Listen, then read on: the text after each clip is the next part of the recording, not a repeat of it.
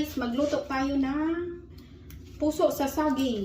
Gataan natin tong puso sa saging. Ayan o. Nakapalit ako puso sa saging. Lapuan muna natin to.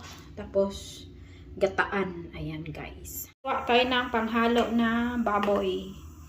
Saka mayroon tayong sibuyas. Ayan guys. Lapuan muna natin ang ating puso ng saging.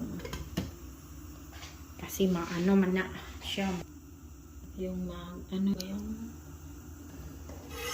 yung rabere ba?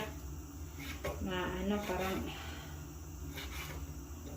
tawag sa Tagalog niya. Hirap man salita nang hindi natin dialect ba. Tagok na yung tawag sa Cebuano.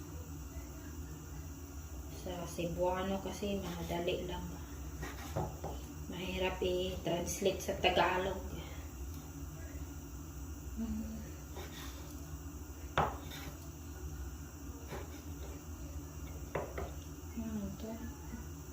Ano ba?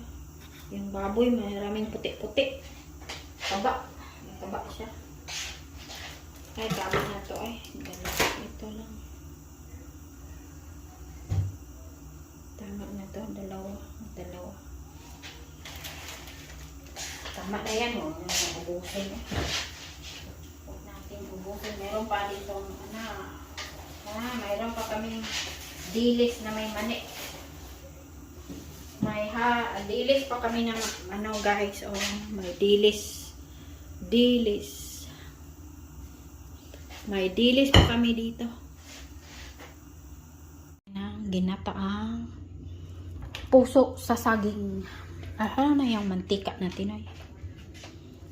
Ayan, kukunin na natin ang ating mantika para magisa natin ng sibuyas. Hinaan natin ang apoy kahit bawal ngayon. Taon. Year of fire daw ngayon fire at saka year of the horse. At the same time, year of the fire. Fire element daw. Baya mag-ingat daw sa apoy. Gisahin muna natin tong baboy. Baboy.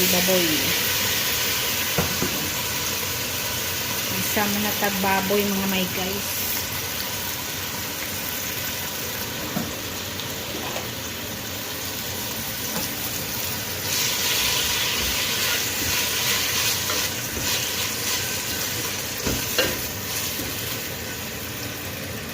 Haloan ako baboy ang akong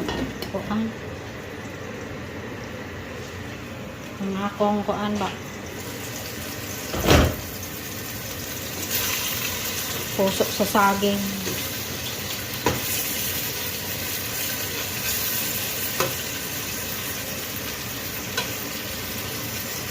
Tapos ilunod na to na siya pag naluto na itong baboy.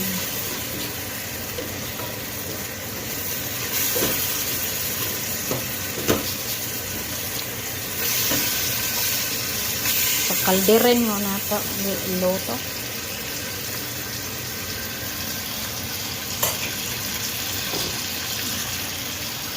Ang ginataan puso sa saging. Ginataang puso sa saging may halong baboy. Ayan mga may guys, masarap. Nag-usok-usok pa ito mga may guys. Lami kaayo mga may guys. Meron pa itong dilis na may mani. Ayan guys, kakain na tayo. Gutom na. Picturan ko lang to. Picturan ko ba?